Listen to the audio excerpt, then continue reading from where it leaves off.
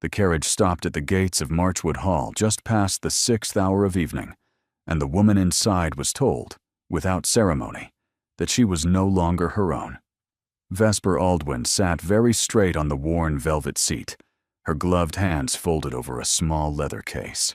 The case held everything she still possessed in the world: a change of linen, a miniature portrait of a mother she had buried at 12, a small comb of carved bone, and folded beneath all of it, the document her uncle had signed 3 nights ago in a candle-yellow study that had stunk of brandy and resentment. She was 23 years of age, of sound education and presentable manner, surrendered to the household of His Grace, the Duke of Rivenholt, in full and final settlement of debts, amounting to £4,700. She had read the document once, and never again. The carriage door opened. A footman in dark green livery offered his hand, without looking at her face. Vesper stepped down onto gravel that crunched beneath her boots like the breaking of small bones, and lifted her eyes to the house. Marchwood Hall rose against the dusk, like a fortress that had once been beautiful. Pale stone, 4 stories, 2 long wings, windows narrow as judgment. The setting sun caught the highest panes and turned them to copper. The place looked, she thought, exactly like what it was: a man's grief built into walls. She was led inside through a side entrance, not the great front doors. The housekeeper who received her was tall and narrow, perhaps 60, with iron-colored hair drawn into a severe knot, and a face that had decided long ago to expect disappointment. "Mrs. Penhallow," the housekeeper said briskly. "Miss Aldwin," her voice held. She was proud of that. "You were to wait in the small parlor. His Grace is being informed. He was not expecting you tonight." "I see. You will not see him directly. Lord Calburn is presently with him." Vesper inclined her head as if she understood, although she did not entirely. Lord Calburn. The name meant nothing to her, only that some other man had carried her like unwelcome news through these corridors, and that 2 voices were now deciding what would become of her. She was shown into a small green room with a cold hearth. The door was closed behind her with a soft, final click. Vesper did not sit. She set her case on the floor and walked the length of the room. A landscape on the wall, a clock that had stopped. The room had the look of a place kept ready for unwanted visitors. That was when she heard the voices. They came through the wall behind a sideboard, muffled but distinct. 2 men. The room beyond shared a hearth with this one.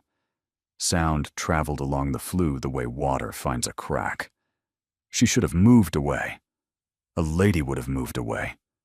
Vesper stepped closer. "You were not asked," the first voice said. Lower, colder, each consonant placed with the precision of a man cutting paper. "You acted without my consent and without my knowledge, and you brought her into this house as if I were a man who accepts gifts from his enemies." "She is not a gift," the second voice answered. "Older. Smoother. She is a settlement. You have been pursuing Aldwin for the debt these 18 months. He has nothing left but the girl. Take her, and the matter closes. I will not be paid in women, Calbourne. You will be paid in what is offered." Silence. You knew what my answer would be. That is why you arranged it without me. I signed as your representative. You signed as a man who believes his judgment is worth more than mine. The girl was going to be sold elsewhere, Tobias. The merchant in Bath had already offered. If you would not take her, she would have gone there. That is not my concern. Then I have failed in raising you. She is a spy. She is a frightened young woman who has lost everyone. "She is a spy," the cold voice repeated. "Or she is a fool. Or she is the ruin of this estate, hiding behind a clean dress. Aldwin has hated this family for 20 years. He does not surrender his ward to me out of necessity. He surrenders her because he believes she will do, inside this house, what he has failed to do from outside it. You have no proof of that. I have no proof of anything. That is precisely the difficulty. Vesper closed her eyes. She had imagined many things on the journey here. She had imagined a man who would scarcely notice her, into whose household she might disappear and live, head down, until the years were paid out.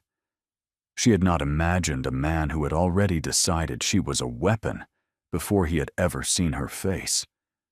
For a moment, the old useful instinct rose in her, the one she had learned at her uncle's table. Be smaller, be quieter, survive by becoming nearly invisible. Then something else rose, something she had been carrying in her chest like a hot coal since the night the document was signed. She would not stand in a green room and wait to be discussed like livestock. Not by him, not by anyone, ever again. Vesper crossed the parlor, opened the door, and stepped into the corridor. A footman startled at his post. She did not look at him. The corridor curved. A pair of double doors stood half open at the end of it, warm light spilling onto the polished floor. She heard the older voice say, "Gentler now. Tobias? At least look at her before you decide." She does not require my looking. Vesper pushed the doors fully open. 2 men turned. The older man stood by the hearth, gray-haired, neat-bearded, dressed in dark blue. He looked at her with the resigned dismay of a man whose plans had once again been reorganized by someone else's nerve.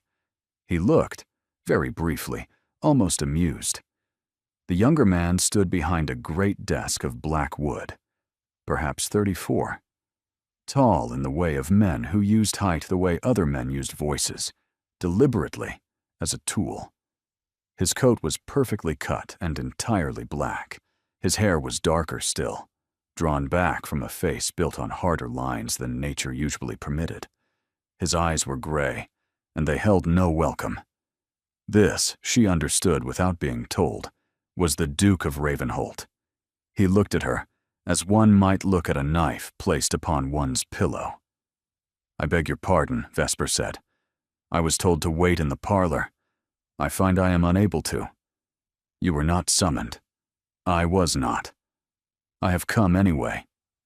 The older man made a sound that was almost, but not quite a laugh. "Your Grace," Vesper said, "you have been speaking of me through a wall for the last quarter of an hour. You have called me a spy, a fool, and the ruin of your estate. You have decided, without ever having seen my face, what kind of woman I am. I came to spare you the labor of inventing me." The room went still. "You were listening at the wall?" "I was standing in the room I was put in. The wall was good enough to carry your voice. I will not pretend I did not hear what I heard. That is not an apology. It is not, Your Grace." For one long beat, she thought he would call for the footman. He did not. "Sit down." She hesitated. He saw it, and his mouth turned at one corner, not in a smile but in something cooler. "Sit down, Miss Aldwyn. If you mean to enter rooms uninvited, the least you can do is be seated when you do it." She sat. Her knees did not shake. She forbade them. The older man stepped forward and inclined his head. "Lord Calbourne, I am, by some misfortune, His Grace's godfather, and the man responsible for your presence here this evening. You have my apology for the manner of your arrival. You have nothing to apologize for, my lord. I was sold by my uncle. You did not invent the transaction." The Duke turned to face her. "Tell me your name in full." "Vesper Margaret Aldwyn. Your father?" "Dead. 12 years. Your mother?" "Dead. The same year. Your uncle is your father's brother. Half-brother, by a second marriage. He came to the household when I was 13. You know who I am. You are the Duke of Ravenholt. You know, more particularly, what I am to your uncle.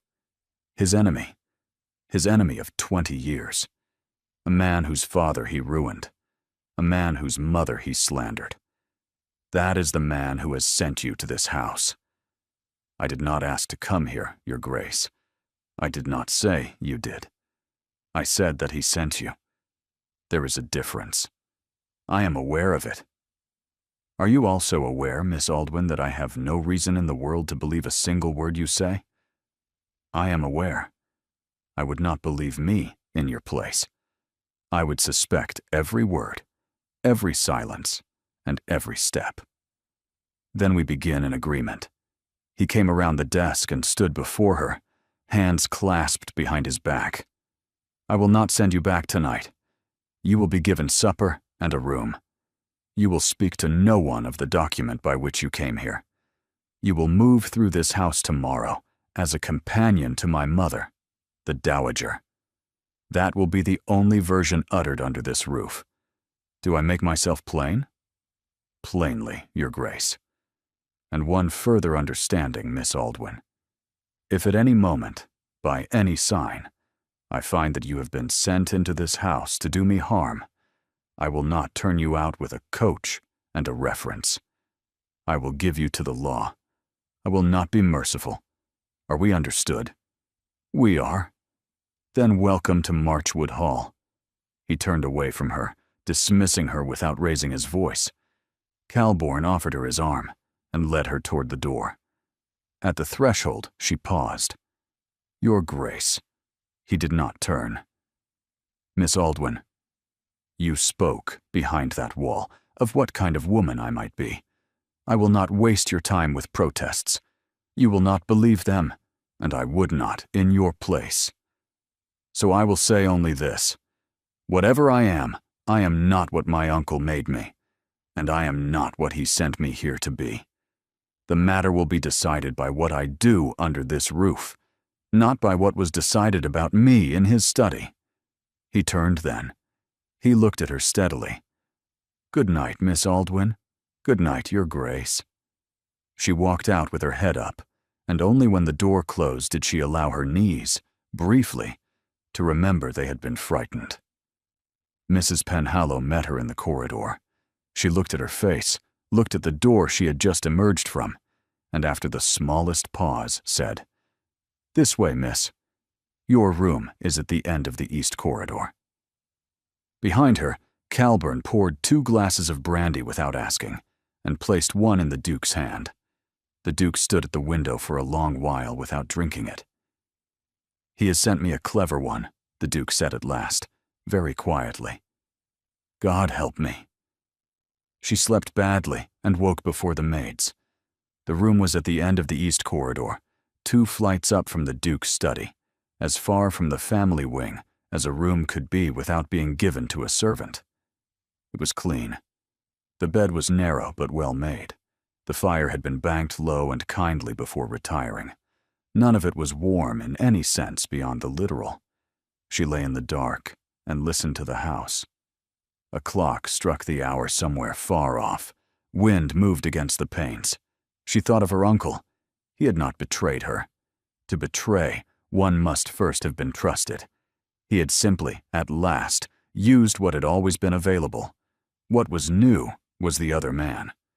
The Duke, who had told her, without raising his voice, that if she failed his test, he would not turn her out into a coach, but into the long, patient machinery of the law.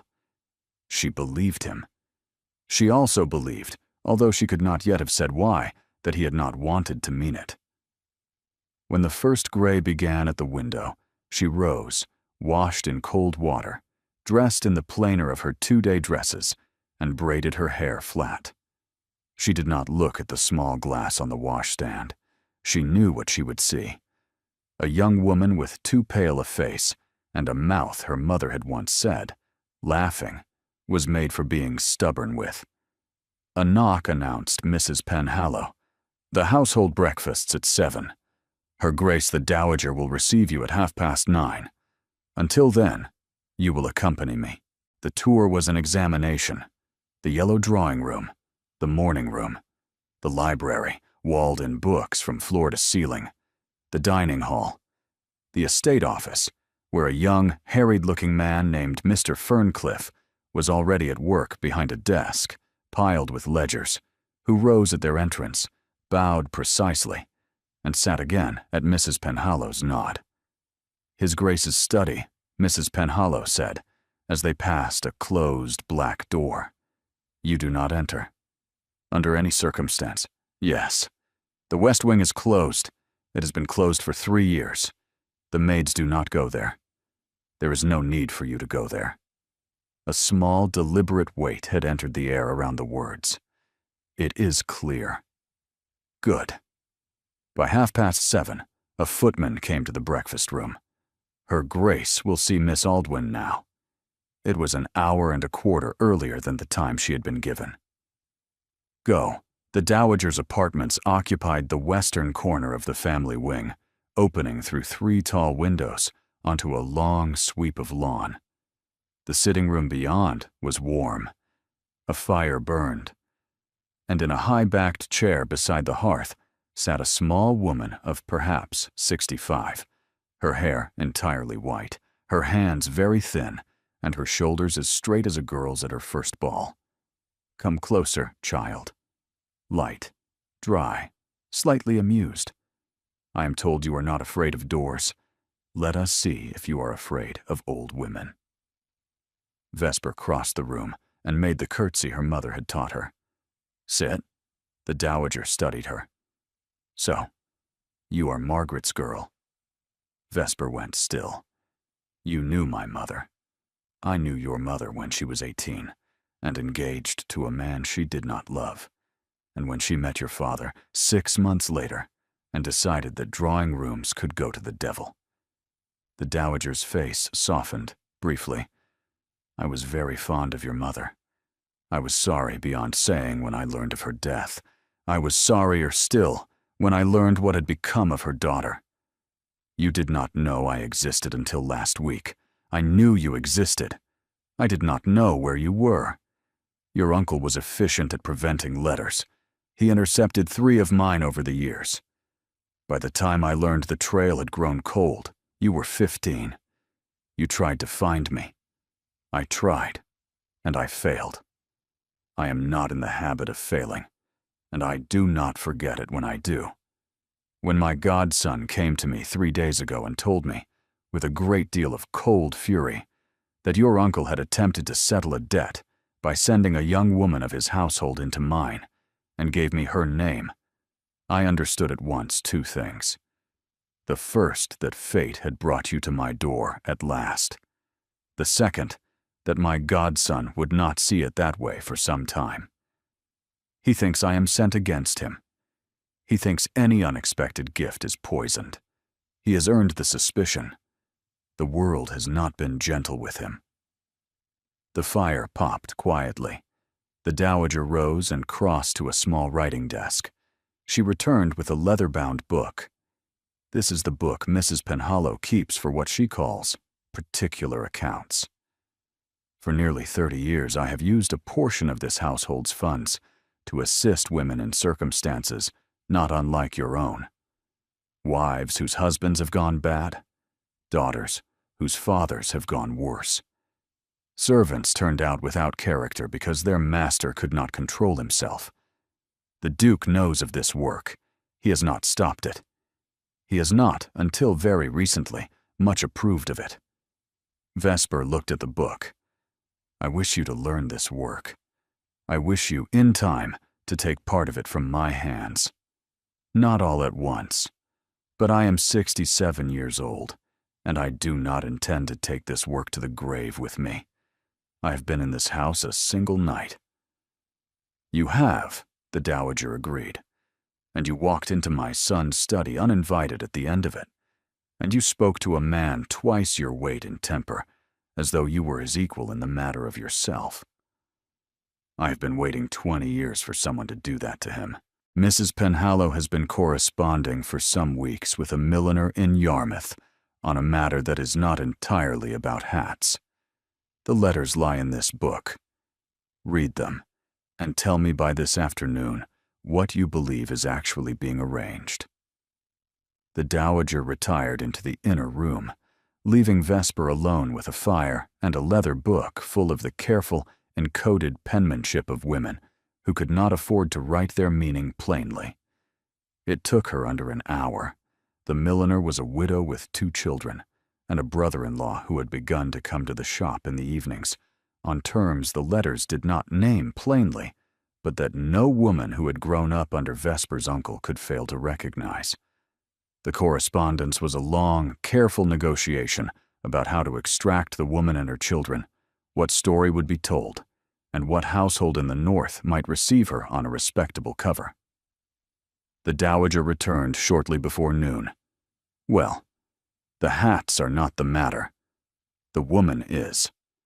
The 3rd letter implies that the brother-in-law has been told that the woman is consumptive and being sent to the coast for her health.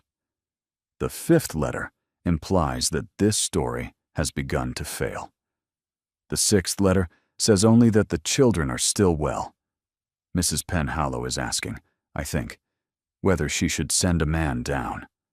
The dowager smiled, small and sharpening. What would you advise? I have been here one night. You have read 6 letters and named the truth of them in under an hour. Whoever is sent should not announce himself in advance. The woman has been afraid for a long time. Whatever cover he goes under, let it be one she can refuse.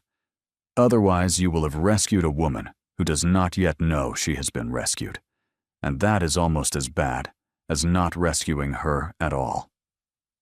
The dowager placed her thin, cold hand briefly over Vesper's. You have done well, child. A knock. Mrs. Penhallow entered. His Grace asks that Miss Aldwyn attend him in the library at 3. The dowager's eyes went to Vesper. Go to him. He will tell you the terms of the house. He was already in the library when she came down. The afternoon sun fell through the tall windows in long bars of pale gold.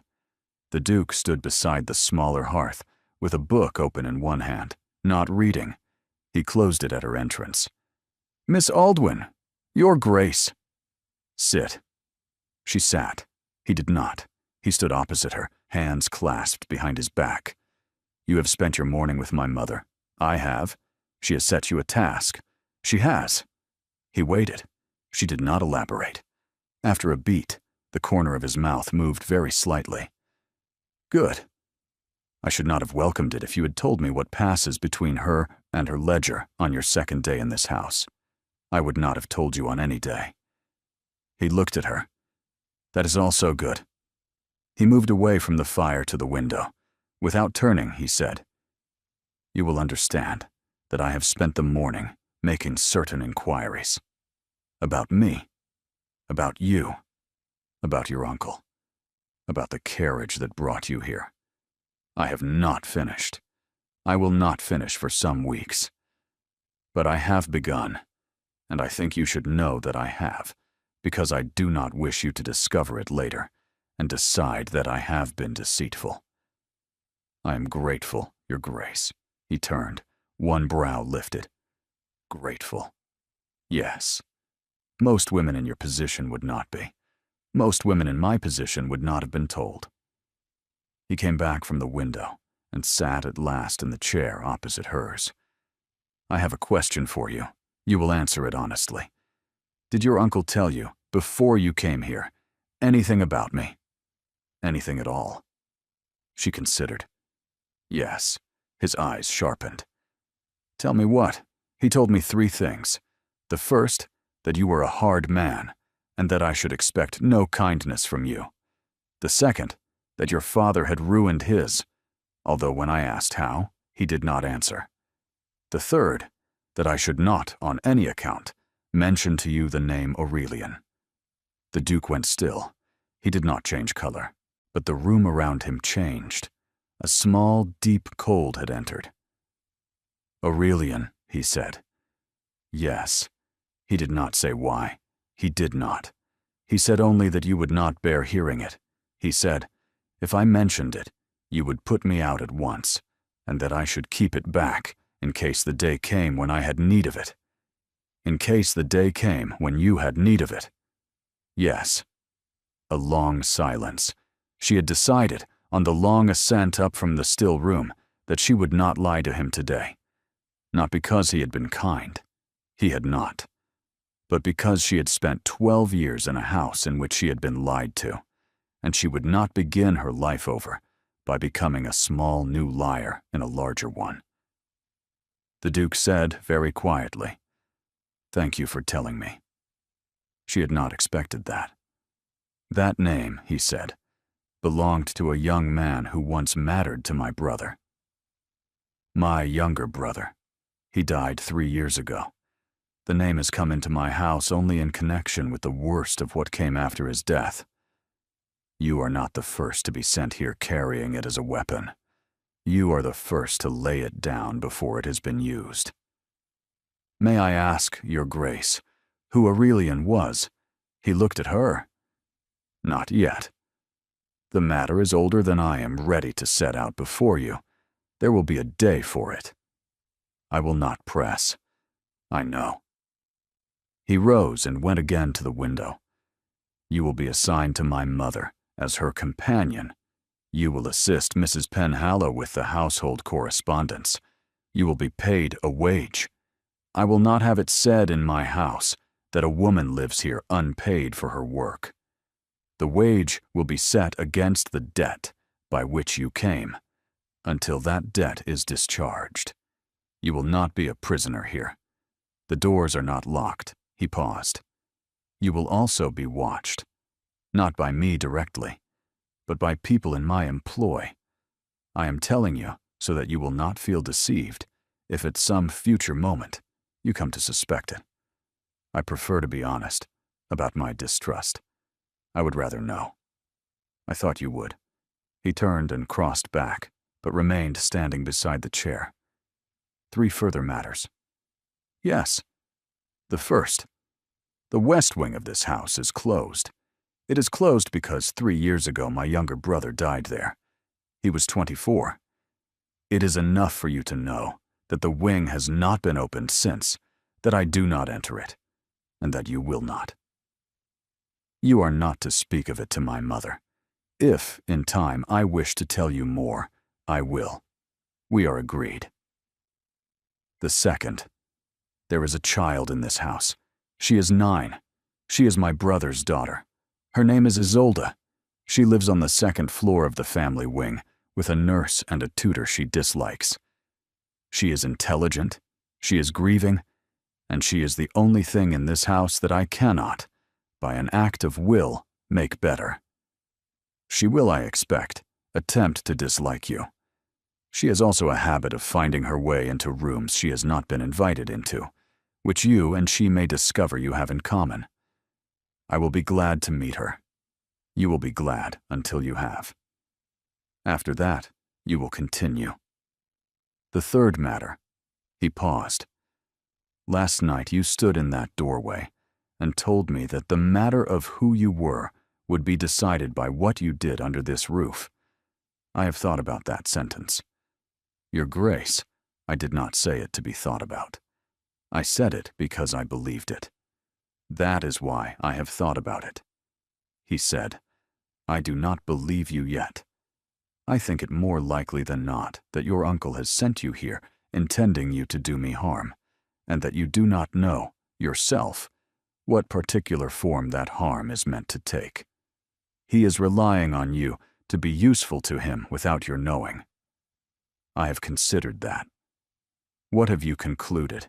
I cannot prove I am not what you fear, because anything I do or say you may suppose was rehearsed.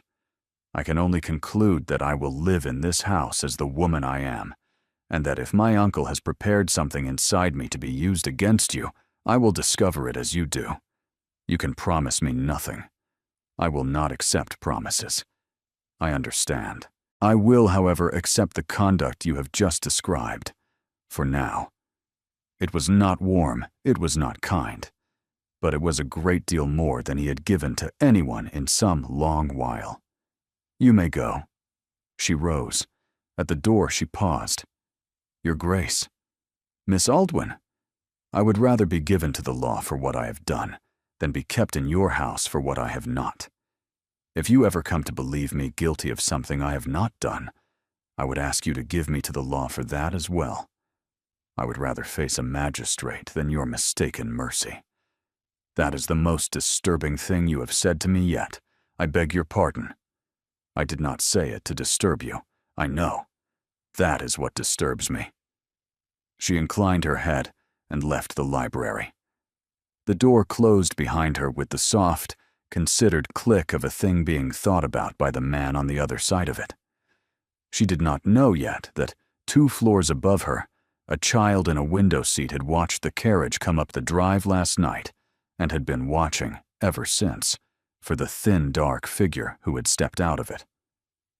She met Isolde Ravenholt 3 mornings later, by accident, which Vesper was beginning to suspect was the only way one ever met that child. She was in the morning room with a basket of letters. The child was simply there, suddenly, in the doorway, watching. "Good morning," Vesper said. The child did not answer. "You are Isolde. That is not an answer to a question. You did not ask one." I was deciding whether to. The child stepped into the room with the deliberate slowness of a small ambassador, walked past the table, and sat down on the cushioned window seat. She arranged her skirts with the precision of a woman 3 times her age. "You are the one from the carriage."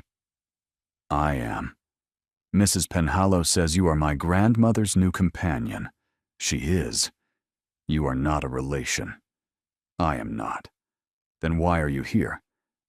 Vesper considered. "Your uncle is settling a debt. My uncle owed him money. I am here to work the debt off. You are paying somebody else's debt." "Yes." "That is unjust." "It is." "Why did you agree to it?" "I was not asked to agree to it." The child tucked her chin onto her knees. "What is your name?" "Vesper Aldwin." "Mine is Isolde Margaret Ravenholt. That is 3 names." "I know." A pause. "You have been crying." Vesper went still. "I have not. The pain does not lie. The light comes through it differently when a face has been wet within the hour. You were not crying when you came in.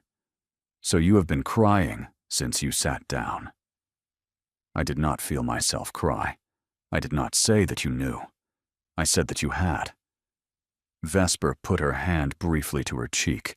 It was not wet. She had only been sitting in a warm room with a basket of other people's troubles, and her body had remembered what her mind had not given it leave to feel. The child watched without comment. Then, abruptly, "My uncle does not know I come into rooms." "I am sure he does." "He does not. He thinks I am with my nurse.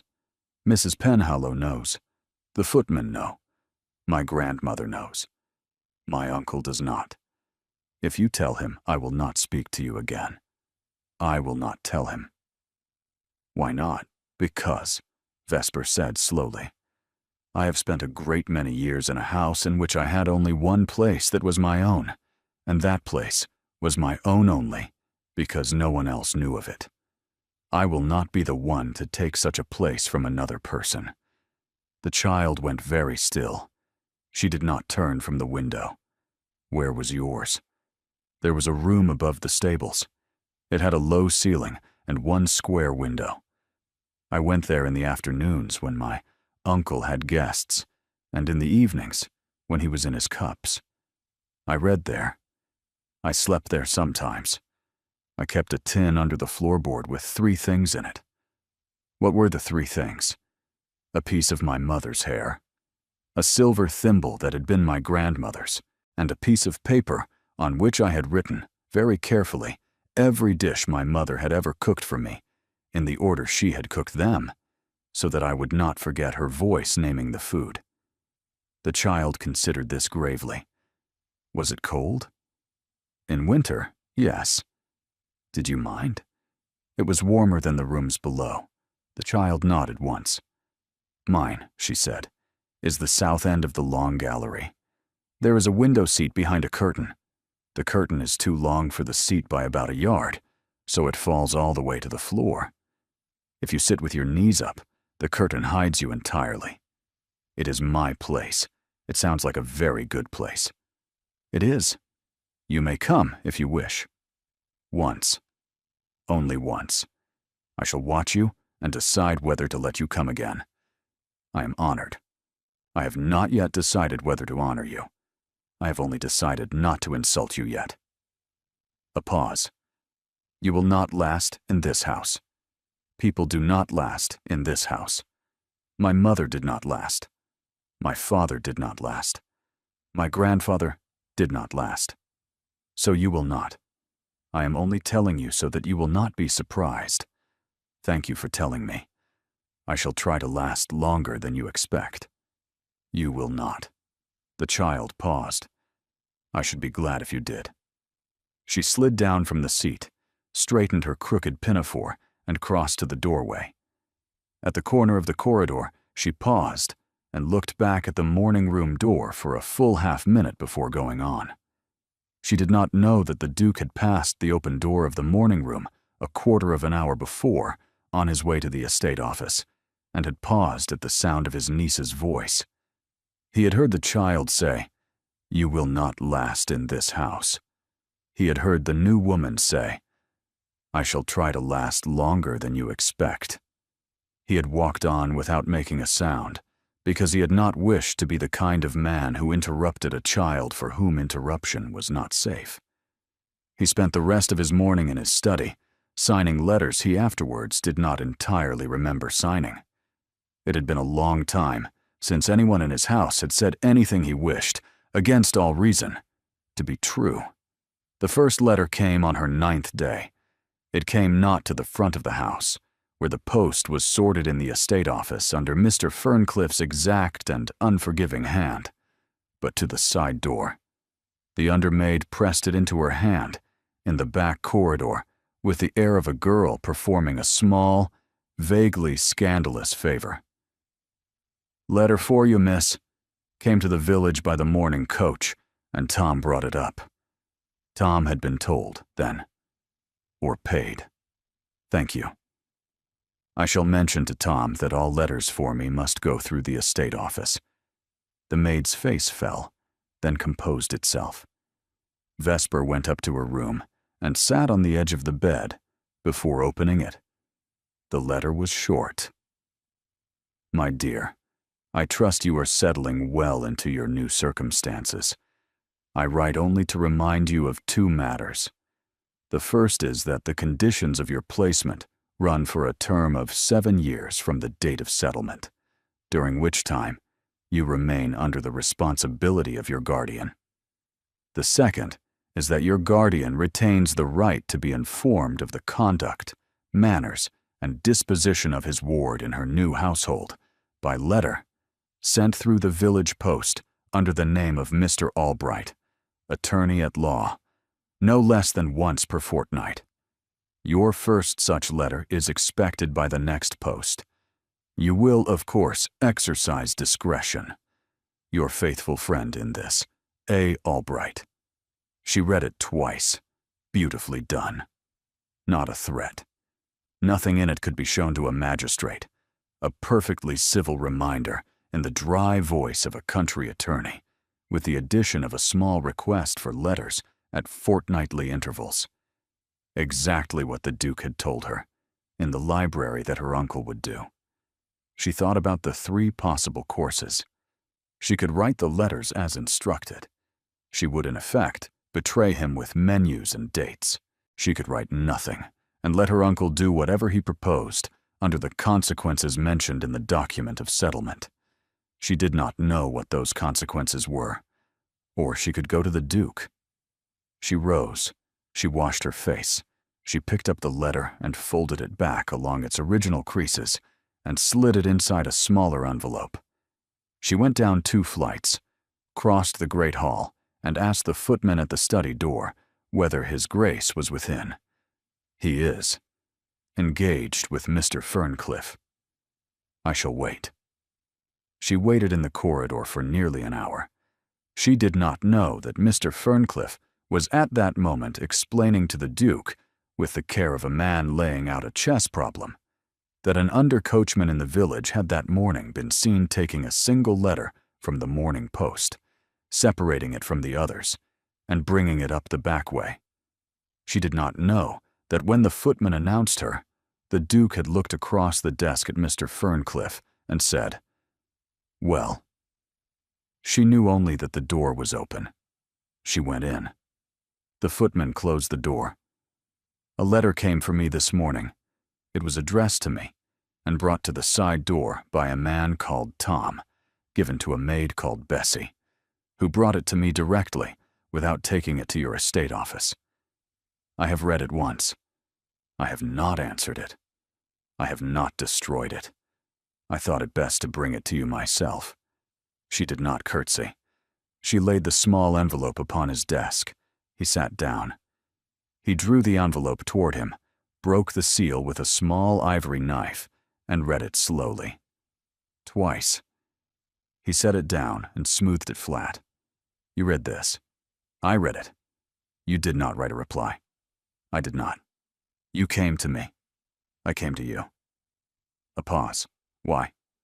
Because you told me, on my second day, that any letter that came in from me would be brought to you first. I agreed. I did not agree because I had to. I have had 9 days to consider it. I am not sorry. You are very calm, Miss Aldwin. I am very tired. He rose and came around the desk. You understand what this is. I do. Tell me, in your own words.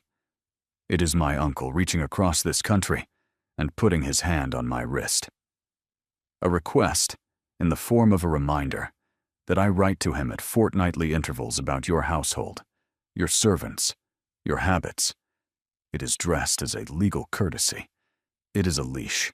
He nodded. You know what would happen if you simply wrote the letters.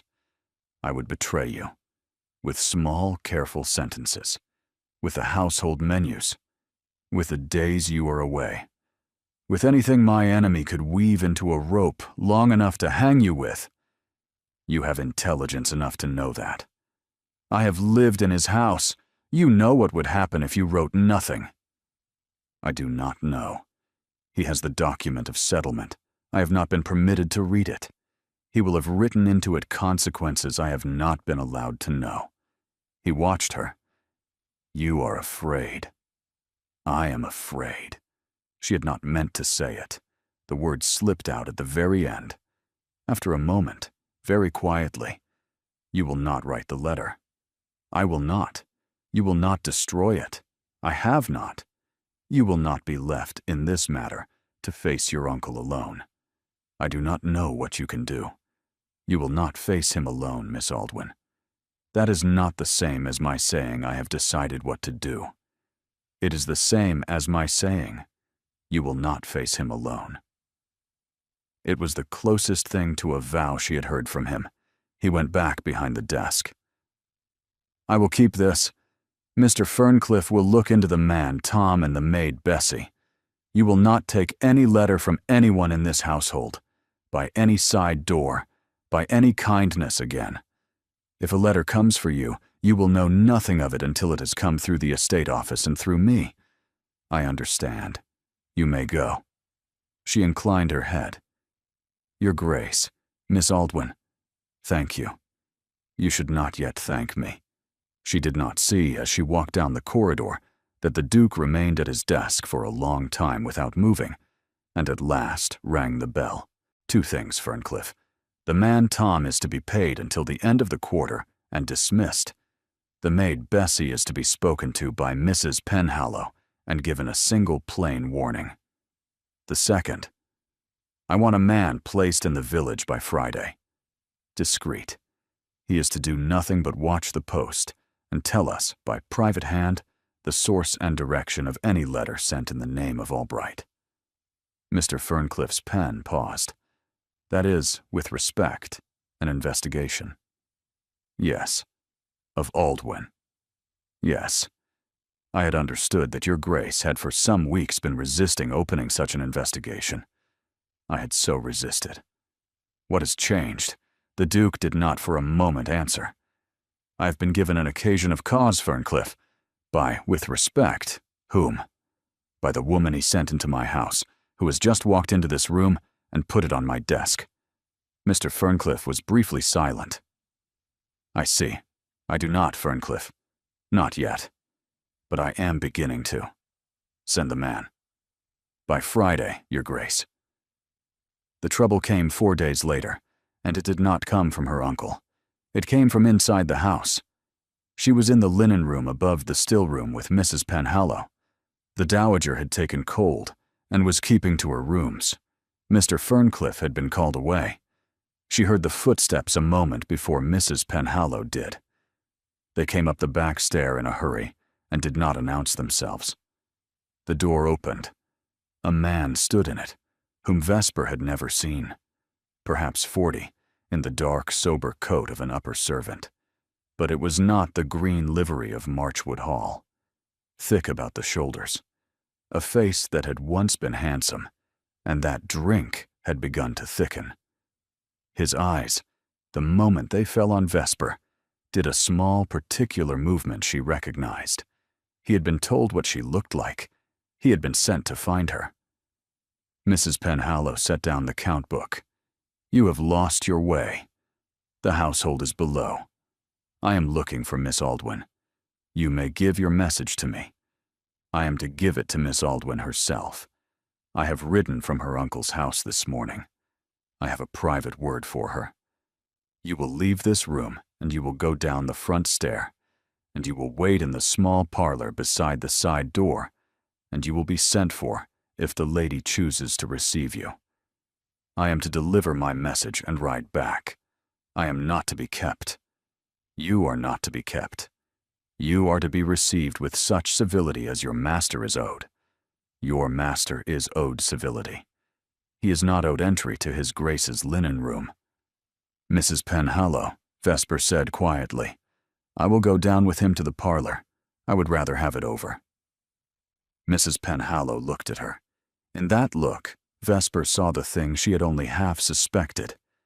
Mrs. Penhallow knew, not all of it, but enough, and she was not now going to permit her to be alone. "I shall come down. You need not. I shall come down. The Duke would expect it." They went, the three of them, down the back stair and into the small green parlor where Vesper had waited on her first night. Mrs. Penhallow took a chair near the door, with the air of a woman settling in for a small siege. "Speak your message." The man's eyes flicked to Mrs. Penhallow and back. "In private." "There is no private here. Your uncle would expect. My uncle is owed such civility as he has earned. That civility does not extend to a private interview in this house. You may speak before Mrs. Penhallow, or you may take your message back." The man's jaw worked. "Your uncle sends his compliments. He has not yet had the letter that was due last week. He is content to overlook the lateness if the letter is sent by the next post." A small pause. "He bids me say," the man went on, watching her, "that the matter of your sister is, as you know, entirely in his hands." Vesper went very still. Mrs. Penhallow did not move. "I have no sister?" Vesper said. The man smiled, small and pleased. "Your uncle has felt for some time that you have been somewhat reserved on the subject of family. He has wished me to mention, in particular, the school in Bath, and the small allowance that has been paid there these 10 years, and the kindness with which the lady who keeps it has been instructed to consider the child as her own, contingent upon the satisfactory continuance of certain arrangements between your uncle and yourself." Vesper did not speak. She could not. She had not known. The realization settled in pieces. Her uncle had kept, for 10 years, a small living thing that was hers and hadn't been hers to know about. 10 years for the moment a leash should be needed. A sister, if it were true. Either way, he had her by the throat, or he knew it. Mrs. Penhallow rose.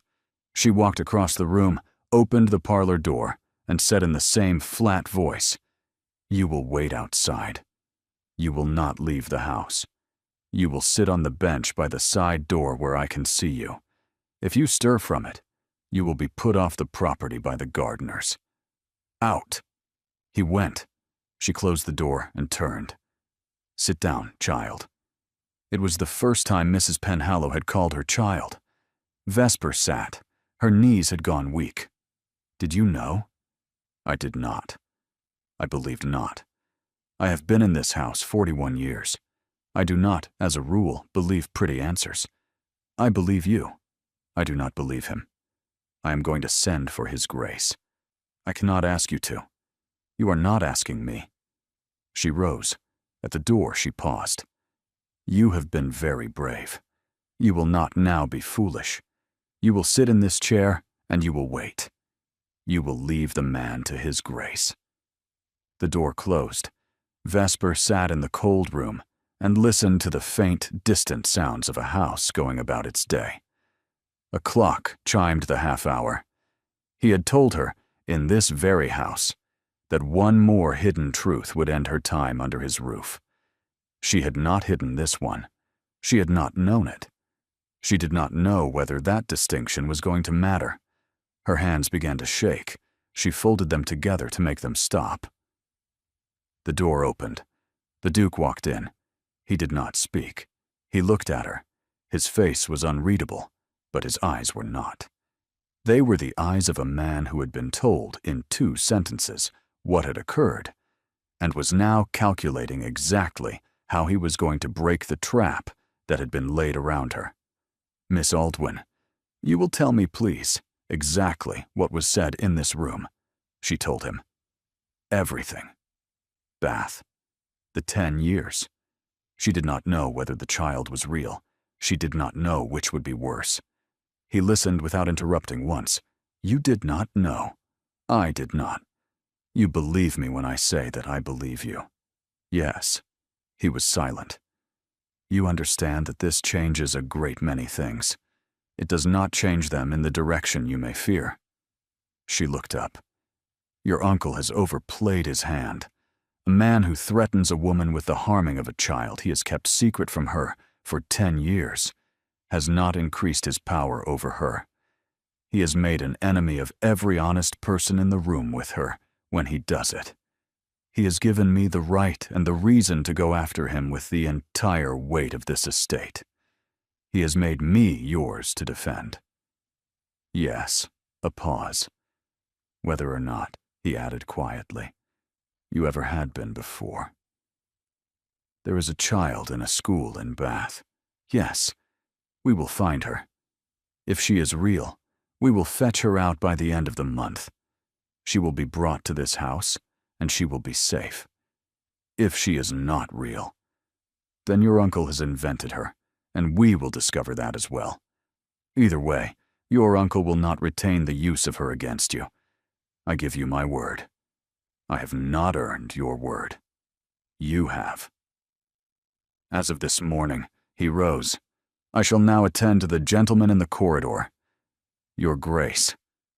Miss Aldwyn, you will not harm him. I will not harm him today. I shall send him back to your uncle with 2 messages. The first is that any communication regarding any child shall be addressed exclusively to my solicitors. The second is that any further attempt to communicate with you, except through that channel, will be regarded by me as an act against your person, and that I am, as your uncle is aware, a man who does not always limit himself to the courts in such matters." He paused. "You did not," he added more quietly, "ask me not to threaten him." "I did not." The corner of his mouth moved. "Good." He went out. Mrs. Penhallow came in a moment later, sat down, put a small dry hand briefly on Vesper's, and said only, "We shall have tea, child. The kettle is already on." Vesper did not weep then. She would weep later, in her room, with the door closed. But she would weep, she understood now, in a house that had decided, that morning, to stand between her and the man who had sent her into it. 2 floors above, a child in a window seat had heard the words, "Sister," and "Bath," and 10 years through the wall. She wrote, in her careful 9-year-old hand, a single short letter, sealed it, and slipped it under the door of the Dowager's apartments. The Dowager found it half an hour later, read it twice, and said softly, "So, even the child has chosen." The Dowager rose from her bed the morning after, against the advice of her physician. "I am 67, she told Mrs. Penhallow. I have outlived 2 husbands, 3 physicians, and 1 prime minister. I will not be defeated by a head cold while my granddaughter is composing her own correspondence. Bring me my shawl. She received Vesper at 9:30 in the inner sitting room. Sit down, child. You look as though you have not slept. I have not. You will hear nothing further from him this morning. From the Duke? No. You will. Sit. Read this. She passed across the small writing table a folded paper of nursery size, sealed with a child's clumsy wafer. Vesper opened it. The hand was small and careful, with 1 or 2 letters formed wrong. Grandmama, I have heard a thing in the house today that I should not have heard. The new lady has a sister. The sister is in a school in Bath. The lady did not know she had her until today. The man who came on the horse said it. He said it in a way I did not like. I think the sister has been kept from the lady on purpose, and I think the man came today so that the lady will be afraid to do something my uncle has asked her to do. I am writing because I know that if I were the new lady, I should be afraid of the sister being hurt. I should be more afraid of that than of anything. I think we should go and fetch the sister out of Bath and bring her to this house. I have £1 and 3 shillings and 9 pence in my drawer. It is from my last birthday, and from the coin Mr. Calbourne gave me at Christmas. I should like to give the money toward it. Please give it directly to the lady. I should like it to be from me to her. I am your loving granddaughter, Isolde Margaret Ravenholt. Vesper read it twice. She set the letter down very carefully, placed her hands flat on either side of it, and drew a breath that did not quite reach the bottom of her chest, and then another that did. She did not weep. She came very close. How long? Vesper said quietly. Has she been writing letters like this? She has not. This is the first to anyone.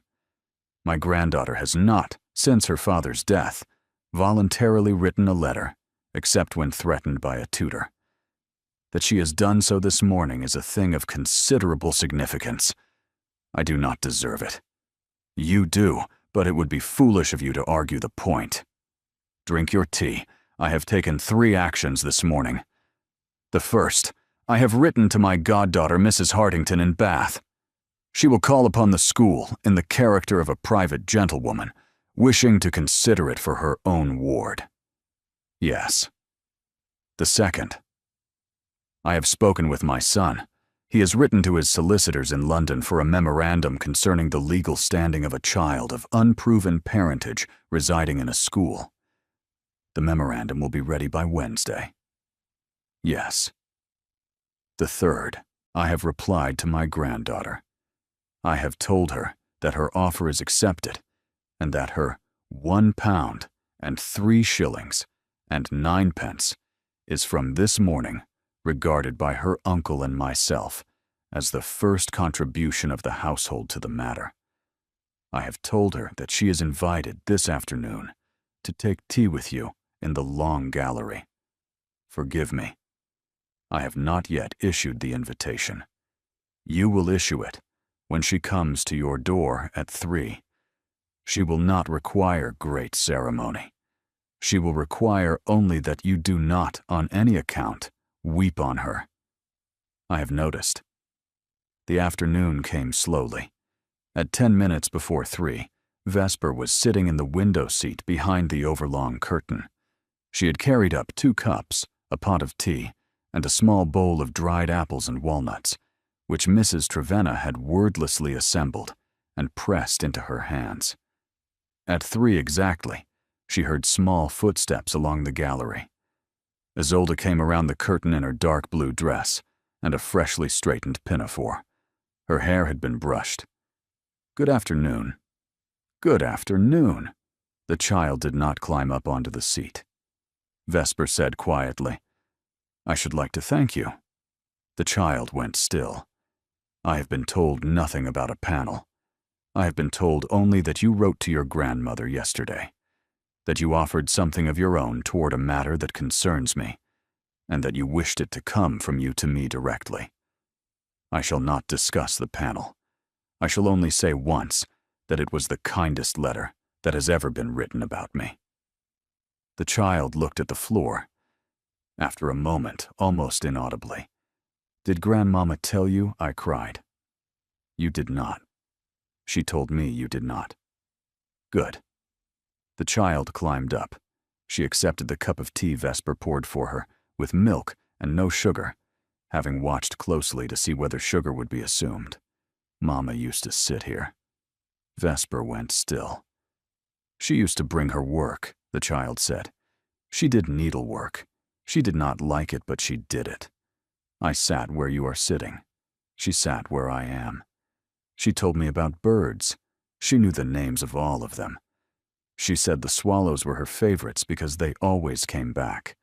She said most things did not come back. Yes, she did not come back." "No, I do not," the child said. "Talk about Mama.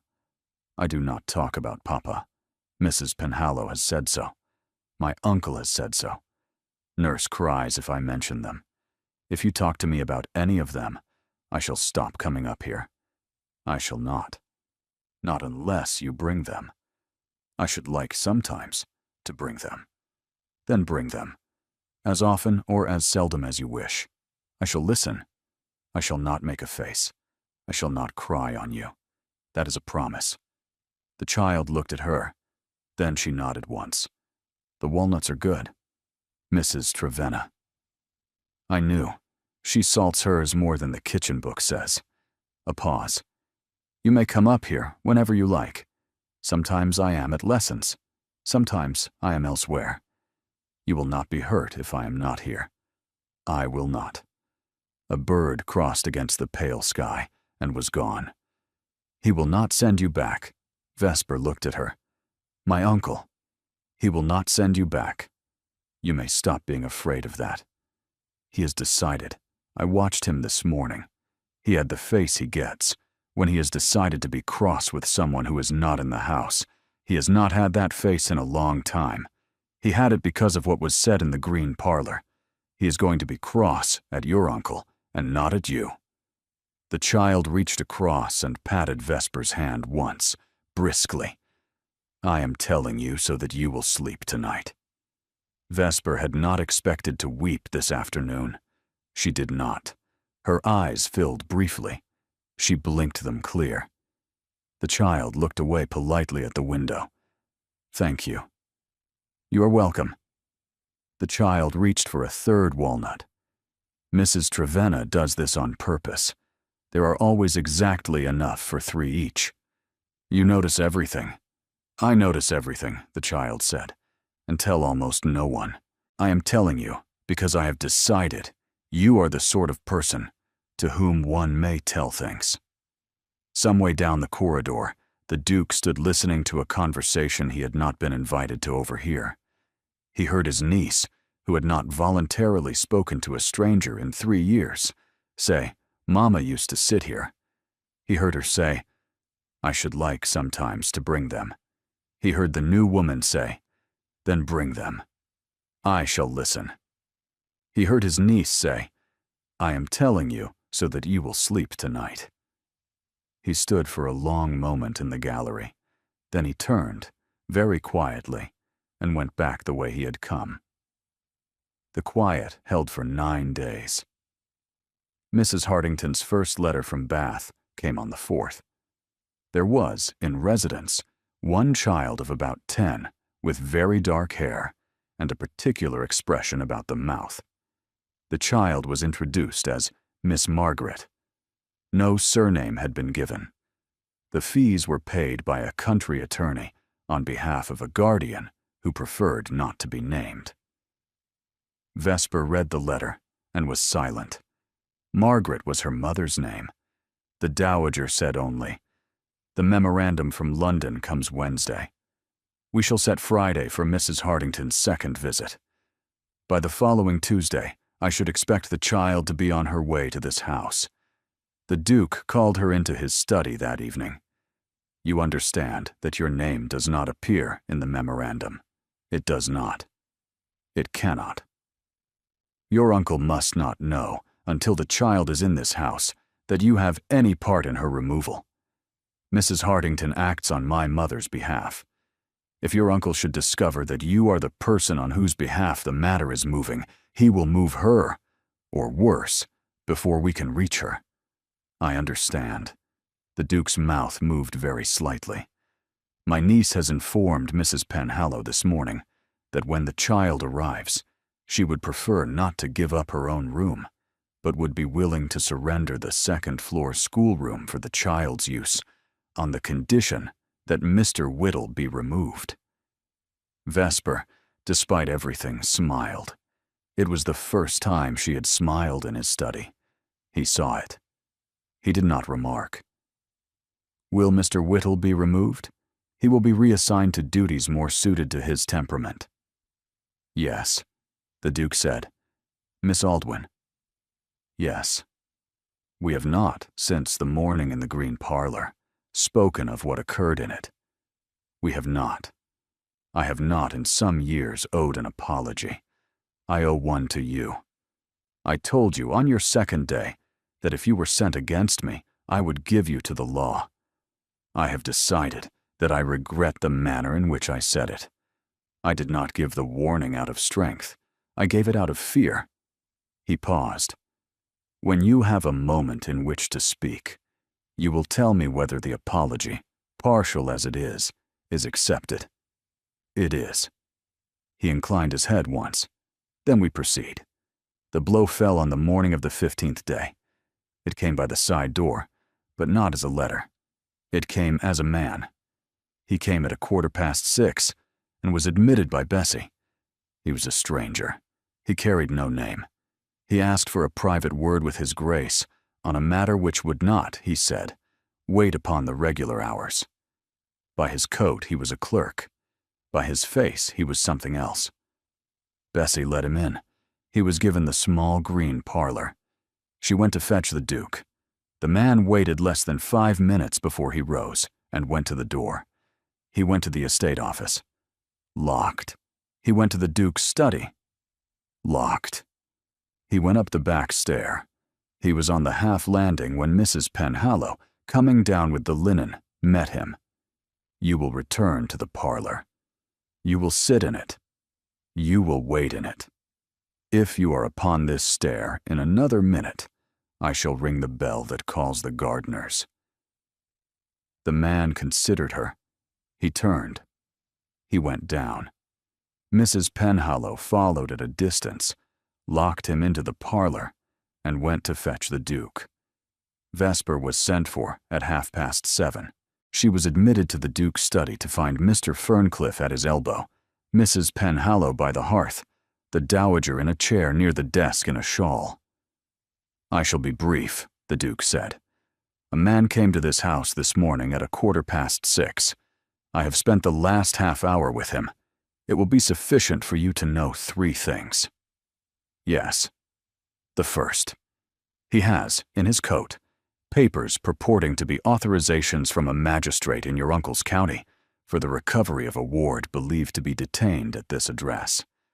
The papers are forged. The second. Among the papers in his coat is a letter, sealed, addressed to a person within this household, not to you. The letter instructs the recipient to provide certain particulars regarding the routines of this household. The letter promises payment. The recipient has been a member of this household for 11 years. Mr. Ferncliff stepped forward and read, Mr. Thomas Beaumont. Under butler. Particular duties include supervision of the locking of the family wing at night. Has access, by reason of his post, to the keys of the estate office between 10 in the evening and 6 in the morning. Has, on 3 occasions in the last 4 months, requested 2 days' personal leave at short notice. 2 of those leaves correlate with letters known to have left or arrived at the village post in the name of Mr. Albright. A small silence. He's been here 11 years. He has. Then he did not begin to be your enemy when I came. He did not. He began, by his own account this morning, when your uncle approached him by letter 4 months past. I see. The third matter, the Duke said. He paused. Among the papers in Mr. Beaumont's coat was a private letter from your uncle concerning a search to be made, when convenient, of certain rooms in the family wing. The letter named, particularly, the room which had been my brother Adrian's. The letter instructed Mr. Beaumont to find any letters or papers in my brother's hand, referring to the death of your uncle's eldest son, and to convey those papers to your uncle. Vesper went still. My brother, the Duke said quietly, had been gathering, in the last weeks of his life, the truth of how Aurelian Aldwyn died. Aurelian had been Adrian's friend, at Oxford. The official account was a fever. The actual account, my brother had come to believe, was a duel. The man who fired the shot had been a friend of your uncle, and was protected by him afterwards. My brother died of his own fever in the spring, before he could finish what he had begun. The Duke's face did not change. I have not, until this winter, had cause to reopen the matter. The letter found this morning in Mr. Beaumont's coat is, in itself, an admission that there is something in my brother's papers your uncle is afraid of. There is. Mr. Ferncliff and I have spent the last hour reviewing certain items. There is enough to lay an information against your uncle in his own county for the obstruction of a magistrate's inquest into a death he was bound by law to assist in clarifying. Your uncle, Mr. Ferncliff said quietly, will not, when this is complete, remain a man whose name is received in his county. The Duke looked at Vesper. I have been 3 years late in coming to this. I should not have left it so long. You did not know what to do with it. I did not. I do now. He turned to Mr. Ferncliff. Take Mr. Beaumont to the magistrate. Take the man with him. Be back by supper. Mr. Ferncliff inclined his head and went out.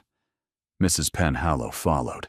The Dowager rose slowly and put her thin, cold hand on Vesper's shoulder. You did very well not to weep this morning, child. I have not yet.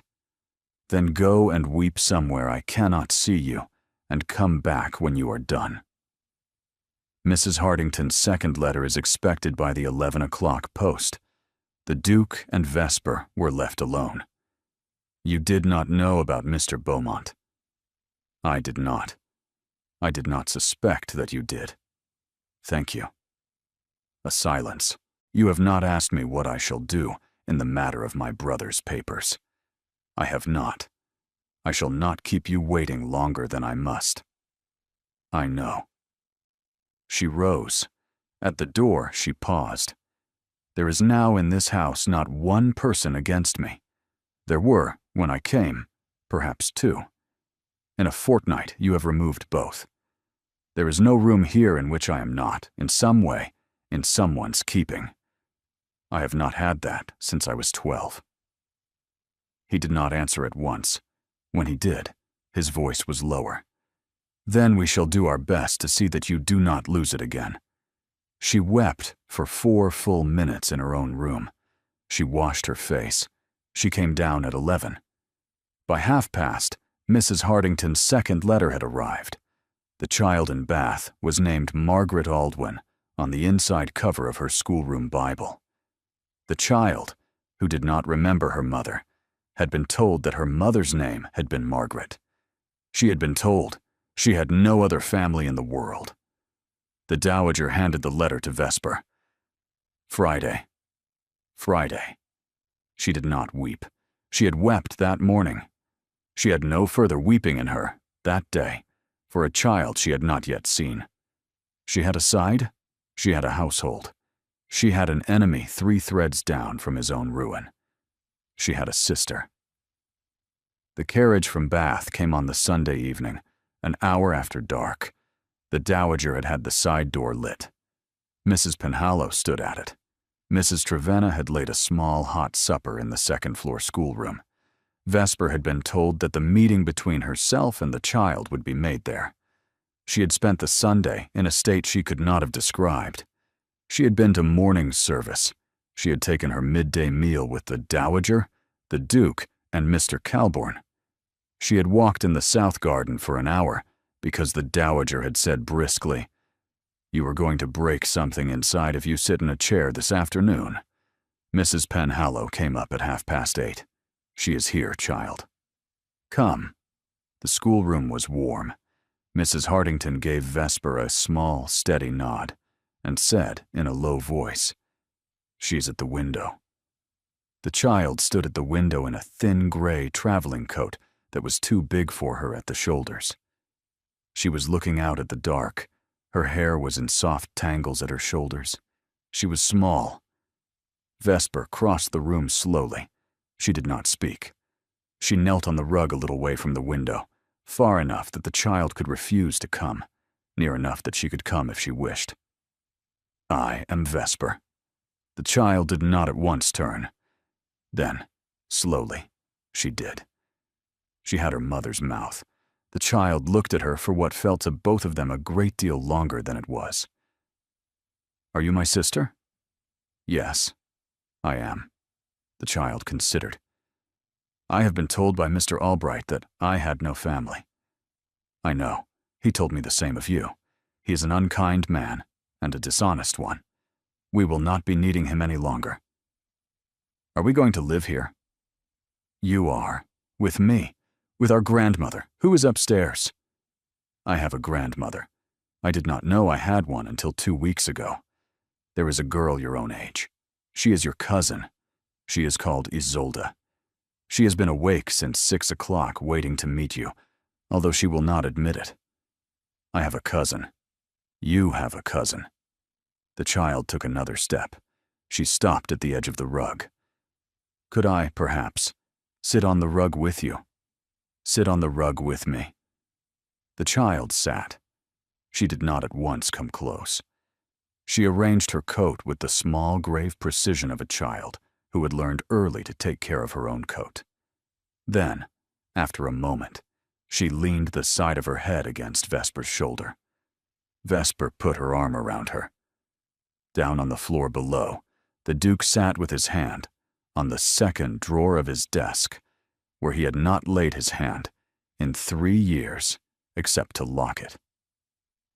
He did not open it that night. The next day, the Dowager rose late.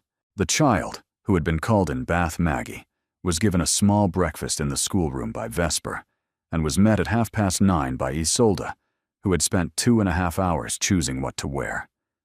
The two children stood looking at one another for nearly a full minute without speaking. Then Isolde said gravely, "I have been told you are called Maggie." "Yes, I am Isolde. I do not, I should say at once, like to be called Isi. I have been called it twice, and I have not forgiven either of them. I will not." "Good.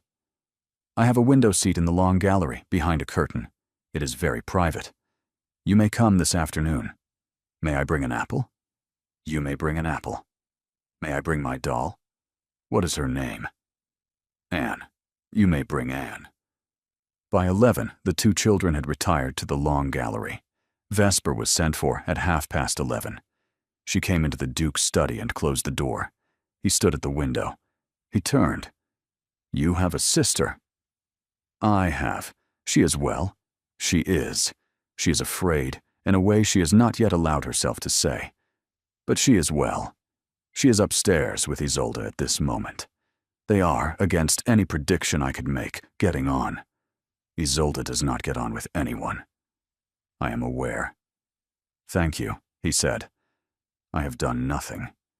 You have walked through the door of my house carrying a debt your uncle wrote you into, and in 3 weeks you have brought him to a place where he stands accused at the assizes of conspiracy, threatened by a paper trail in 3 counties, and exposed to a public hearing in which he will be obliged to defend himself against charges he cannot meet. You have placed the hand. We are turning the wheel because of it. I have not done it alone. You have not. Neither, in 3 years, have I done anything in this house that needed doing." A silence. Vesper said carefully, "Your Grace," he said at the same moment. "Vesper." They both stopped. He inclined his head. "After you," he said gravely. "You are about to say to me that you wish me to remain in this house in some particular character. I should like to say to you, before you say it, that I have been sitting up at night for a week, thinking of how I should answer you. I have decided that I shall give you no answer that I have prepared. I shall give you, if it is asked, only the truth, as I find it on the day I am asked. I shall not ask it of you today." She looked up. "I shall not ask it today," he said, "because I would rather you said it on a day your sister has been in this house for more than 12 hours, and on a day my mother has been out of her bed for more than 2, and on a day your uncle's first hearing at the assizes has come and gone, which by Mr. Ferncliffe's calculation will be Tuesday next. I understand. I shall, however, ask you something else today. I should like to be permitted to address my niece in your hearing on the matter of your sister's standing in this household. I should like to do it before luncheon. I should like to say, in the hearing of those persons that your sister is, from this day, the ward of this household, that her name is to be entered into the household book as Margaret Aldwyn, and that any person upon this estate found speaking of her or of her sister in any other terms than those of a member of the dowager's family will not remain upon this estate. In my hearing, your Grace." "Good." In the small drawing room at noon, with Mrs. Penhallow standing by the door, and the dowager in the chair nearest the fire, and Vesper at the window, and Maggie on the rug at Vesper's feet, the Duke addressed his niece. He concluded with one further sentence which he had not promised. "Your Aunt Vesper, who is the elder sister of your cousin Maggie, is a member of this household, in this household, by the choice of this household, and not by the disposition of any agreement made by any person outside it. The agreement by which she came has been, this morning, lodged with my solicitors as the basis of certain proceedings. She is here because we wish her to be here." Isolde, on the rug beside Maggie, considered. "Uncle." "Yes, Isolde. You have used the word aunt." "I have. She is not yet my aunt." A small silence. "You are correct, Isolde. I have used the word in anticipation. I beg your pardon." Then she said, with the small dignity of a queen accepting a treaty, "I shall consider it, uncle, an anticipation that has my approval." The dowager laid her hand for a moment over her own mouth. Mrs. Penhallow looked at the ceiling. Vesper, at the window, did not manage entirely to keep her face still. She did, however, manage not to weep. The hearing at the assizes came on the Tuesday of the following week. It did not last long. Mr. Beaumont, advised by a solicitor he had not paid for, named Edmund Aldwyn. The man Cottesmore gave a similar account. The forged warrant was traced to a clerk in the same town. By the close of the hearing, 3 separate informations had been laid. The first, conspiracy against the household of His Grace, the Duke of Ravenholt. The second, the procuring of a forged warrant. The third, the obstruction of the magistrate's inquest, 11 years past, into the death of his own son. By the end of the month, Edmund Aldwyn's name had ceased to be received in any house of consequence in his county. By the end of the year, he had quietly removed to the continent. He did not return. The autumn turned. The first frost came on the morning after the hearing. The cedars on the south lawn went silvery. The dowager, now permitted to take her morning chocolate in the small sitting room, returned to her ledger with Vesper at her side. Maggie, 3 weeks in the house, no longer flinched at the sound of a man's footstep in the corridor. Isolde came down to the dining hall in the evenings now, in a clean pinafore, beside her cousin. Mr. Whittle had returned to the agency. He had been replaced by a soft-spoken Welsh widow named Mrs. Iffons, who arrived each morning at 8:30 with a small canvas bag of books over her shoulder. Vesper wrote, in the second week of November, a letter to Isolde that had been weeks in the writing. She told Isolde about the room above the stables and the tin under the floorboard and the 3 things in it. She told Isolde that the tin had been buried on the morning Vesper had left her uncle's house in a corner of the kitchen garden under a flagstone. She told her that the 3 things were now with her in this house, in the smallest drawer of the writing table in her bedroom, and that the tin was buried still where she had left it. Isolde read the letter twice over her breakfast and put it into the box behind the 3rd book on the 3rd shelf of the library. She did not mention it for nearly a fortnight. She mentioned it on a Sunday afternoon in the long gallery when the household was quiet. You have not yet decided which day. Vesper looked up. I have not. The day on which the tin will be opened. I have not. Isolde took, from the pocket of her pinafore, a single folded slip of paper. She turned it toward Vesper. On the back, in pencil, she had written 4 names. Maggie, Vesper, Grandmama, Isolde. These are who I should like to be in the room. You have not put your uncle, child. He should be in the room. But I did not put him, because I did not want to be the one to put him. I see. He should be in the room, because he is the one who has not opened his drawer either. He has a drawer of his own that he has not opened. My grandmother told me. She did not say what was in it. I do not need to know. I think that he and you should open them together. So, child, do I. I am not going to be in the room. The drawer is not, I think, mine. The tin is. The tin is. The drawer is not. I shall ask him.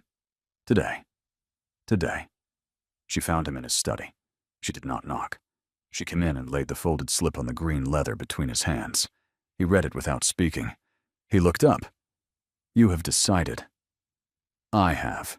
He looked for a long moment at the small picture of a curtain Isolde had drawn beside her own name.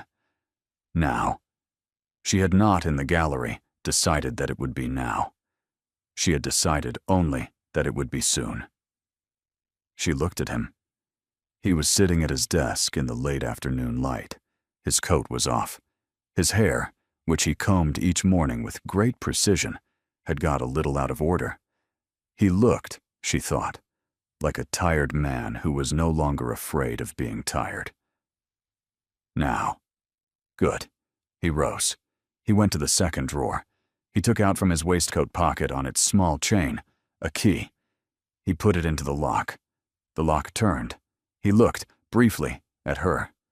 She came around the desk. He drew the drawer open. There was, in it, a small bound book of green leather, badly worn at the corners, a single envelope sealed with wax. He stood looking down into the drawer. Then he reached and took out the small bound book. He put it on the desk. He did not, that afternoon, open it past the 1st page. He had told her once that he had not been able to read it past the 1st page, and he could not, that afternoon, either. He opened it. He looked at the 1st page. He read it. He closed the book and laid his hand flat upon it. She put her hand, very lightly, over his on the cover. He looked down at the hands. After a moment, he turned his hand, palm up, beneath hers, and closed his fingers gently around hers. I have not held a hand, in this room, in 3 years. I know. He opened the drawer again. He took out the envelope. He addressed this to me. I have not opened it. Yes. I should like to read it now. I shall leave you if you wish. He shook his head. He broke the seal. He read. She did not look at the letter. She did not let go of his hand. He did not let go of hers. When he finished, he set the letter down. He did not speak for some time. Then he said, in a voice that was not quite his, "He has asked me to forgive him for not telling me, in the last weeks, what he was finding." He says he was afraid that I would forbid him to continue. He says he had begun to believe that he was close to the truth of how Aurelian died, and that he could not, in honor, set it aside merely because the man who had killed him was protected by your uncle.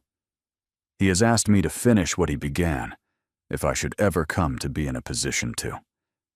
He has asked me to be the kind of man who would finish it. He looked, at last, at her. I have been 3 years refusing to read this letter because I was afraid of what it would ask me.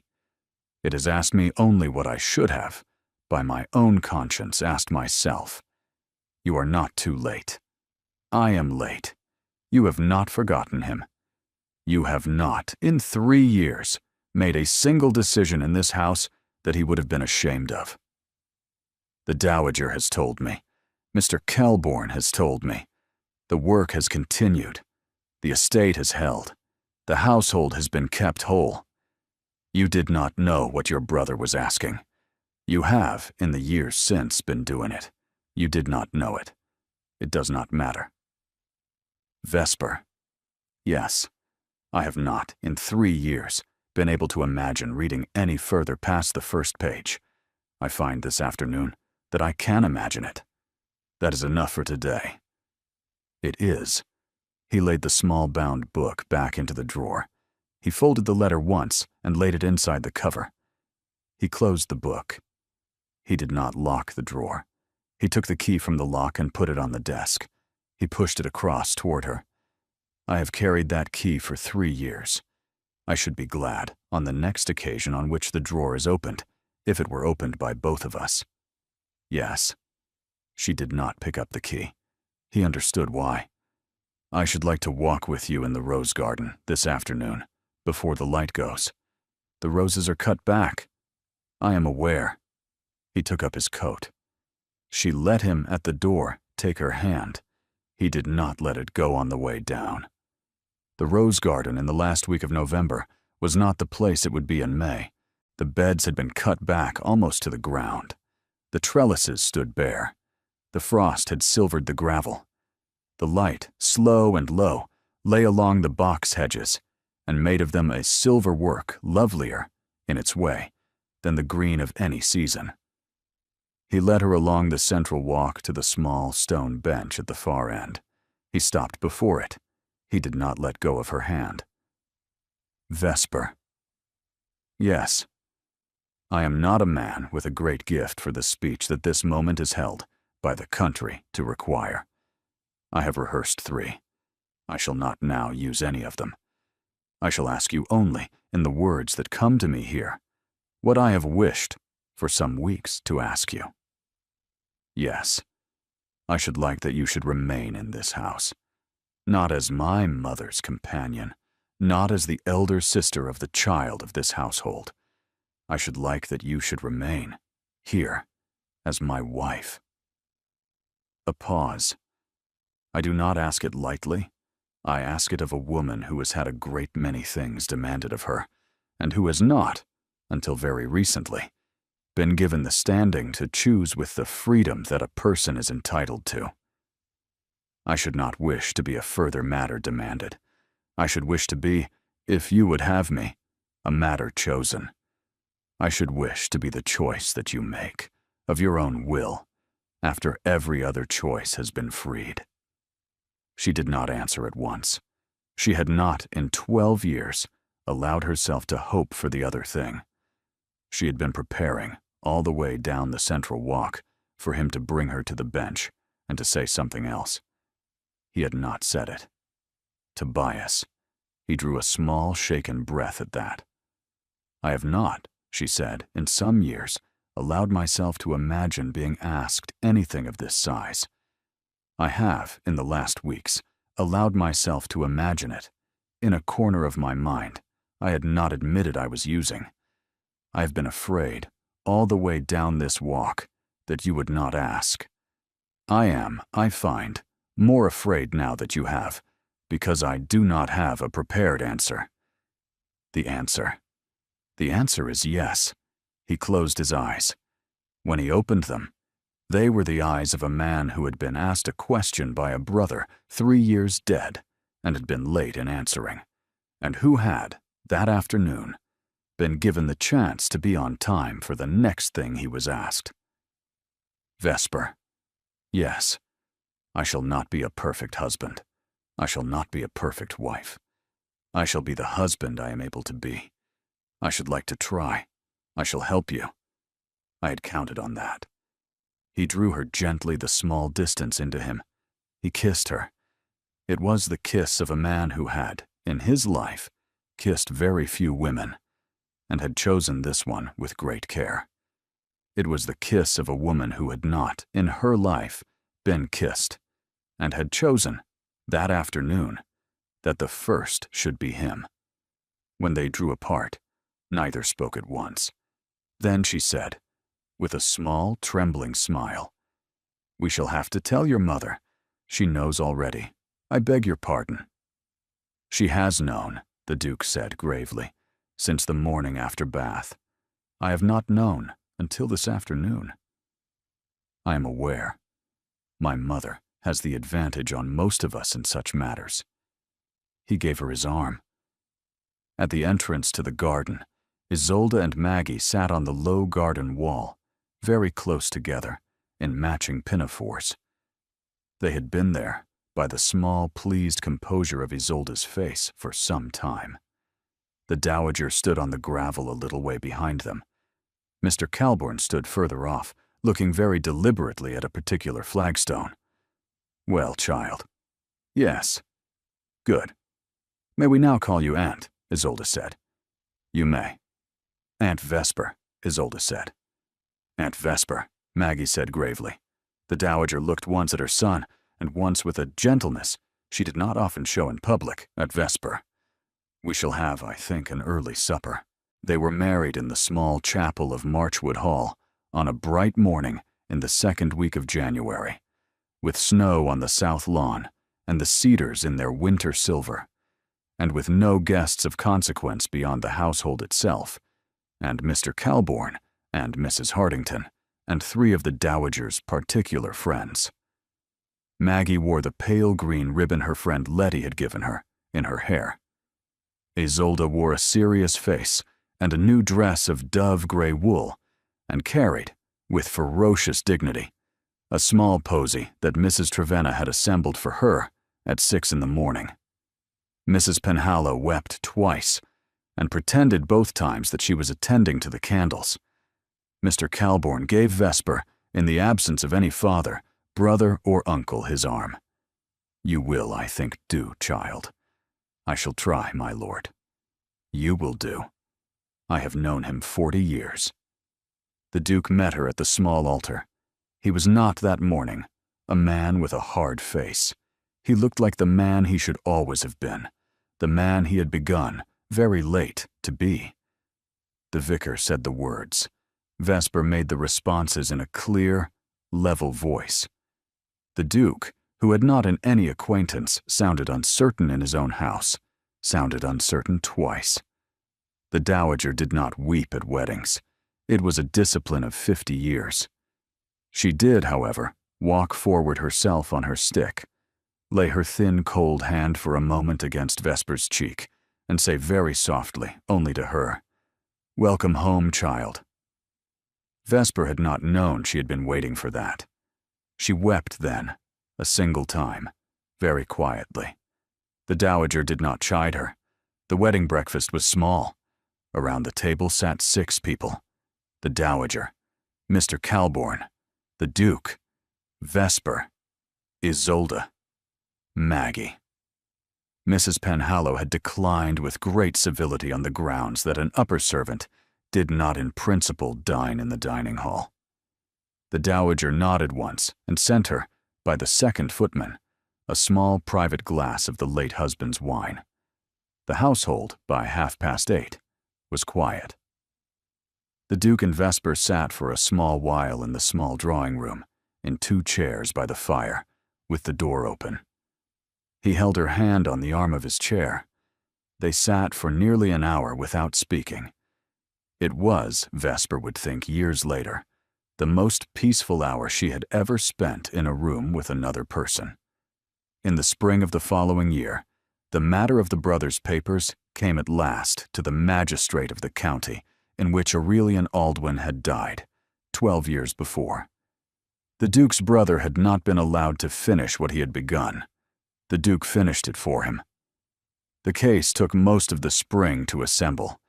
Mr. Ferncliff traveled 3 times to the county in question. The Duke traveled once. Vesper, who would not be left at home for so weighty a matter, traveled with him. They stayed at the house of Mr. Calbourne's cousin, who had known the late Duke and had agreed at once to receive them. Mrs. Hartington's husband, a quiet country gentleman of considerable intelligence, was prevailed upon to act as their counsel before the magistrate. The man who had fired the shot, who had been a friend of Edmund Aldwin and was protected by him afterwards, had quietly died in the 2nd year of his exile abroad. He was found, by the inquiry, to have been the cause of Aurelian's death.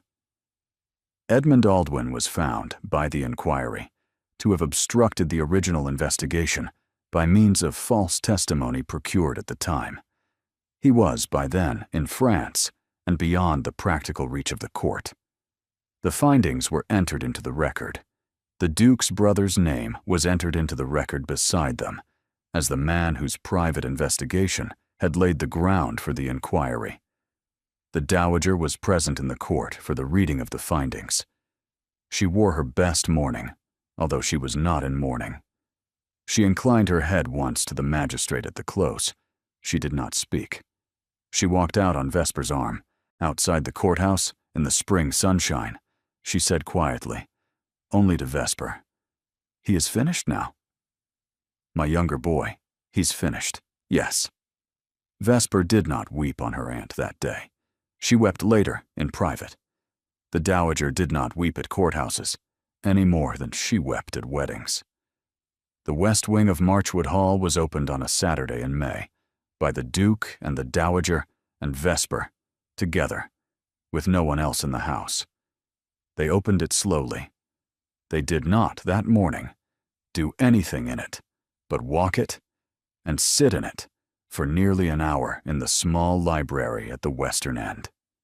They opened the windows. They let out the air. They came back in the early summer, with Mrs. Penhallow and 3 maids, and they aired the rooms. By the autumn of the 2nd year, the rooms had become, by quiet stages, a part of the house again. The room that had been Adrian's became, by Vesper's own choice, a small private sitting room for herself and Isolde and Maggie, in which the 3 of them could be private together when they wished. The drawer in the Duke's study was opened, second, in the late spring, by the Duke and Vesper together. The small bound book was, in the slow course of the next 6 weeks, read in full by both of them. It was not in the end the unbearable thing the Duke had feared. It was the book of a young man who had been gathering, with great patience, the truth of how a friend of his Oxford years had died. The friend had been Aurelian Aldwin. He had been killed in a duel that should never have been fought, by a man who was protected afterwards by the dead man's own father. Adrian had not said, in 3 years, that he had been investigating his friend's death because he had not been certain enough of his findings to bring them forward. He had, by the time of his own death of fever, been close. He had not been finished. The Duke finished it. Vesper read the book at his side. She read it aloud to him in the evenings, in the small drawing room, after Isolde and Maggie had gone up. At the end of it, the Duke laid the book down and said, very quietly, "He was a good young man, my brother. He should be remembered as one. He shall be." He kissed her that evening, with the drawer in his study at last empty of secrets. In the autumn of the 2nd year of their marriage, a small new presence arrived in Marchwood Hall, who was by Mrs. Trevenna's account a very small person of considerable opinion, and whose name was, by the Dowager's choice, and Vesper's quiet agreement, and the Duke's full assent, Adrian Margaret Ravenholt. The choice of the second name had been a matter of some consideration. The dowager had suggested, very gravely, that it might honor both their mothers, who had, by an unlikely turn, shared a Christian name. The Duke had agreed at once. Vesper had wept briefly, and had also agreed. The choice of the first name had not, in the end, required discussion. It had been waiting in that house for 3 years to be spoken, without grief. Isolde, when told, had nodded once, and had said only, gravely, "He must, of course, have his own seat in the gallery in due course. We shall arrange it." He did, in due course, have his own seat. The dowager died in the spring of the 7th year of her son's marriage, in her own bed, at 74, with Vesper on one side of her and Maggie, who was by then 16, on the other, and her granddaughter Isolde, who was 17, sitting at the foot of the bed. The Duke had been with her until an hour before. He had stepped out at her insistence to look in upon his small son, who was unwell with a fever in the next room. He had not, in the end, been with her at the moment, and had grieved for that briefly, and had then forgiven himself, with Vesper's help, on the grounds that the dowager had been the one who had sent him out, and that the dowager in such matters had always been right. She left, by her will, the small ornate box of letters from women she had helped over 37 years, to Vesper. She left her ledger, and the second ledger, to Vesper as well. She left a small private letter to Isolde, of which the contents were never discussed publicly. She left the late Duke's snuff box to Mr. Calburn. She left a small annuity to Mrs. Penhallow. She left, particularly, to Mrs. Trevenna, the right to use in the kitchen of Marchwood Hall for the rest of Mrs. Trevenna's life, the small silver salt cellar that had been her grandmother's. She left the long gallery by a small added clause that had no force in law, and that the family kept anyway, to her granddaughter Isolde. Vesper sat, on the evening after the funeral, in the long gallery, in the window seat behind the overlong curtain, with Maggie on one side of her and Isolde on the other. They sat there for nearly an hour without speaking. The light moved along the gallery, as it had moved on the afternoon she had first sat in that seat. Maggie said after a long time, "We are not, all of us, in the room." Vesper looked down at her. Maggie was 16 by then. She had her mother's mouth still. "She is in the room," Maggie said in a small, careful voice. "Grandmama is in the room. She has only stepped out. She does that sometimes when we are sitting together. She does not wish to be the one talking. She steps out." "Yes, so she does." Isolde, on the other side of her, said nothing. Isolde had wept already in private. She did, however, very quietly, lay her head against Vesper's shoulder in the manner she had not done for nearly 7 years. "Aunt Vesper?" "Yes, she's in the room. She is." A pause. "We shall," Isolde said. "Manage. We shall." A long quiet. Down in his study, the Duke sat at his desk with the second drawer open and a small new piece of paper laid on top of the small bound book. The new piece of paper was a letter he had written that afternoon, after the funeral, to no living person. He had addressed it to his brother. He had told his brother in 3 short paragraphs what their mother had been at the end, and that she had not been afraid, and that she had said almost the last thing very clearly, his name and Vesper's name, and that she had said with the particular dry humor she had carried into her death, the way other women carried prayer books, that she had been wrong, and that the right person had, in the end, come through the right door, and that her son was, in the end, a man she was content to leave the house to. He folded the letter. He laid it inside the cover of the book. He closed the book. He left it in the drawer. He did not lock the drawer. He had not locked it in nearly 7 years. He rose. He went up the back stair. He went past the door of the dowager's apartments, which would in due course become the rooms of his own son. He went up to the long gallery. He drew the curtain back. his wife, his sister-in-law, his niece, sat in the window seat together, in the silver light of an evening in late spring. They turned at the curtain. Room for a fourth. There is. He sat. They sat, the four of them, for some time without speaking. Maggie leaned, after a while, against Isolde. Isolde leaned, after a while, against Vesper. Vesper, after a while, leaned very lightly against the Duke, who put his arm along the back of the seat behind her shoulders, as he had not in any acquaintance done in a public place, but who had at last come to understand that there were in his own house, in his own gallery, in his own life, places that were not public. The light went at last. Mrs. Penhallow, far below, came up the back stair very quietly, looked into the gallery, withdrew without making a sound, and arranged downstairs in the small dining room a supper of cold meats and bread, and a single bottle of the late husband's wine. In the long gallery above, 4 people sat for a little while longer. When at last they rose, it was Isolde who rose first, and gave her hand to Maggie, who gave her hand to Vesper, who gave her hand to the Duke. At the head of the stair, Isolde paused and turned and looked back. The seat was empty. The curtain was drawn back. The cushion was a little hollow in the middle, as it always was, from the long use of the women of that house. "Good night, Grandmama." She did not say it loudly. She did not say it for anyone in particular. She said it in the small, exact voice in which she had, at 9, behind a curtain, told her aunt that she had been crying. Then she went down. Maggie went down after her. Vesper, on the Duke's arm, paused a moment. She turned and looked, herself, the length of the gallery.